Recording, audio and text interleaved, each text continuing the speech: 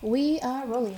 Good morning. Welcome back to the conversation. This is Midlife Crisis Activities. This is our daily lifestyle and pop culture webcast, our daily shout out to the world. I am your host, Patrick Russell, and over there is my very vivacious producer, Veronica. Together, we're here to lend our voices to the noise from a multi-generational perspective to help explain everything that's right and wrong in this world. Veronica, what would you say if I told you that the coach who led the USA men's basketball team to yet another gold medal used to be a CIA spy? Gregg Well, I Popovich. didn't know that, but thanks for the info. But first of all, I want to congratulate all of the Olympic athletes up there that won a medal. Wonderful. I'm pretty sure it was a lot of hard work Oh that my they have gosh, to put can't even into. imagine the Yeah. dedication, the sacrifice. Great job. So Thank you congrats. so much. I should have led with that. Congrats to all the medals. The USA Yeah. Olympic teams won the most medals of all countries in this game. So congratulations. We had a great showing once again, as we should, considering how we are the best country in the world. So showing it in our athletic endeavors shouldn't be so surprising. But now back to my main point of interest, Coach Gregg Popovich. Now, he's been a idol Yeah. of mine, if you will, from afar. I've been following him from the years of when he first started as a coach in 1994 with the same organization. That's the one thing you need to know about Gregg Popovich, is that this guy is a very loyal man, that when he gets part of an institution or a marriage, I think you saw that. I don't know how many years it was Oh, yeah. prior to his late wife passing, our condolences. But Gregg Popovich used to be a CIA operative that brought those spy game skills to the NBA. And he immediately created a culture of success in the team that he's with, San Antonio Spurs, the Texas organization. They've won multiple championships, but beyond that, the culture of accountability, of bringing together your skills to blend with the entire team. That has always been his philosophy, right? To create a beautiful and delicate synergy. And I think players from our generation to the new generation have responded to that. But now he took a lot of criticism, Veronica. In what way? Well, very good. So he put together a squad, an original roster of players that were supposed to participate in these games. They have to plan ahead, usually even a couple years in advance. Okay. Well, COVID-19 decimated all of those roster plans to the point where he essentially had to go into these Olympic Games with just one main superstar, Kevin Durant, who showed up to these games. Congratulations. My hat's off to you. Salute to you, Kevin Durant. You really did prove that you are absolutely an NBA superstar as well as a basketball superstar, hoop god, if you will, because he stepped up. Because the only other players around him were, and I hate to say this, Devin Booker, Bam Adebayo, Draymond Green, Drew Holiday, Zach LaVine, even Damian Lillard, which has a very nice marquee name, but absolutely had a poor performance in these games. He would be the first to tell you that. He stunk it up.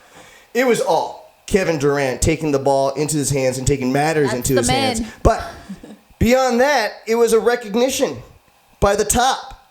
Wait a minute, guys. We need to come together. Devin Booker, I know you're a young gun. I know you're a hot, up-and-coming superstar from the Phoenix Suns that just came out of NBA Finals. So I know that you deserve the ball. But if we want to win, there's only one formula and one formula only for success. Feed the ball to KD. And they jumped on board. Why? Because Coach Pop made them believe this was going to be the winning strategy. So one of the things that I wanted to express, Coach Pop, I know you took a lot of criticism because early on in these trials, a lot of the practice games, if you will, USA team looked very weak. They looked as if they could very well be knocked out early and may not even get any medal, much less the gold medal. I mean, that's how precarious that team, how weak and scary that team looked at first. And so Coach Pop The guy that had been part of the USA organization and had brought gold 2012, 2016, 2020. Still, They were the naysayers out there that thought that maybe Coach Pop was too old, that he had grown past the current zeitgeist of the NBA or, the young player. He's 72. Woo! He's 72. Coach Pop, you just told the world to kiss my grits. Congratulations, Coach Pop. What a wonderful job.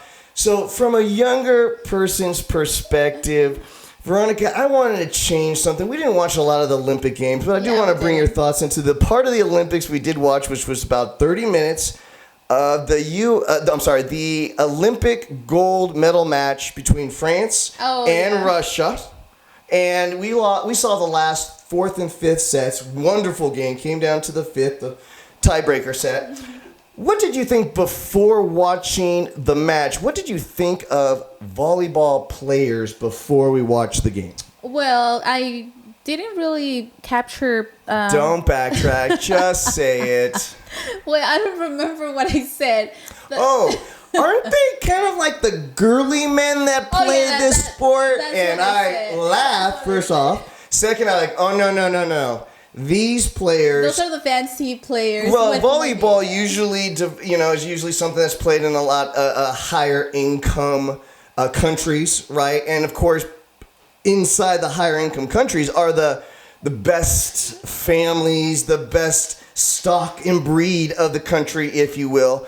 Russia, everybody was over 6'3", at least, right? And pretty strong. Real strong, right? I mean, I thought you were looking a little too long at how strong they were. And then, of course, France, the other side, most of the team also equally as tall and as robust, would you say? So, from a younger generation's perspective, after seeing that match, what do you think of volleyball players now? Well, definitely my perspective on that changed.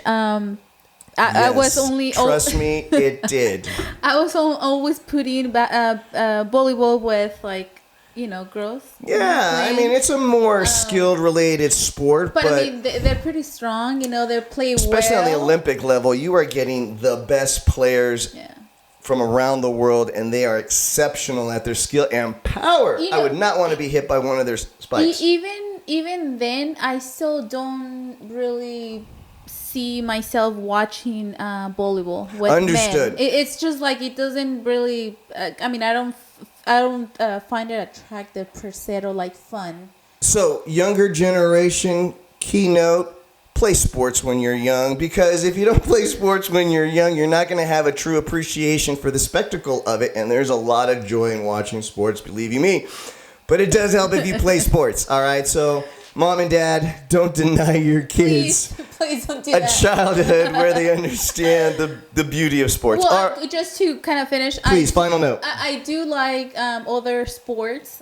You absolutely love watching boxing. football. I like boxing too. You do like watching basketball and boxing, but more of the bigger name spectacle bouts. You don't really like watching the scrubs and the undercard. If you don't know their name, it's not too important to you. But yes. You do love the big matches in boxing. I'll give you that. That one really gets you excited. Okay, guys. Thank you for putting me on the spot on the sports. But thank you for listening to this rant on Gregg Popovich. Guys, please use the comment box below. Be part of this show.